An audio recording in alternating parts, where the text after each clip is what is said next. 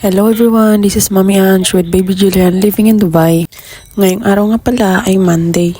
Pauwi nga po ako nito galing trabaho. Wala kasi yung amo ko kaya minsan maaga ako nakakauwi. Minsan kasi pag nandito yung amo ko parang naiilang ako umalis na maaga lalo na pag may trabaho pa ako natitira. Kaya madalas talaga tinatapos ko lagi yung trabaho ko bago ako umuwi para kinabukasan another trabaho na naman para hindi matambakan. Minsan kasi pag hindi ko natapos yung trabaho ko ngayong araw, na-stress na ako kinabukasan kasi iniisip ko kung paano ko siya tatapusin within the day. 5:45 na nga nung oras na yan kaya paglabas ko ng office medyo maliwanag pa. Ang ganda na nga ng panahon dito ngayon sa Dubai, lalo na pag ganitong palapit na yung winter.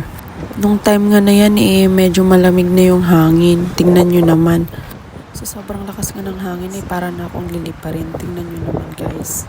Hindi pa nga yan yung pinakamalakas na hangin guys. Pagdating ng December to February, mas malakas pa nga yung hangin dyan. Yung may kasamang lamig, yung tipong nanginginig ka na talaga. Naisipan ko nga ngayon magluto ng munggo, papaya at kangkong. Yung igigisa mo yung munggo, tapos lagyan mo siya ng baboy, tapos saluan ng munggo, papaya at saka kangkong. Diba ang sarap? Nakita ko nga meron ding offer na isda. Mura lang ng isda dito sa Dubai guys. Tingnan nyo, ang mura diba? Pero hindi ako bumili, meron na kasi kaming ulam ngayon. Tingnan nyo naman yung kangkong guys, ang fresh. Bumili na nga din ako ng papaya at nagbayad at umuwi na din. Pagdating ko nga ng bahay nagluto agad ako. At habang pinapalambot ko nga yung munggo at saka baboy, nagpapalamig muna tong batang makulit.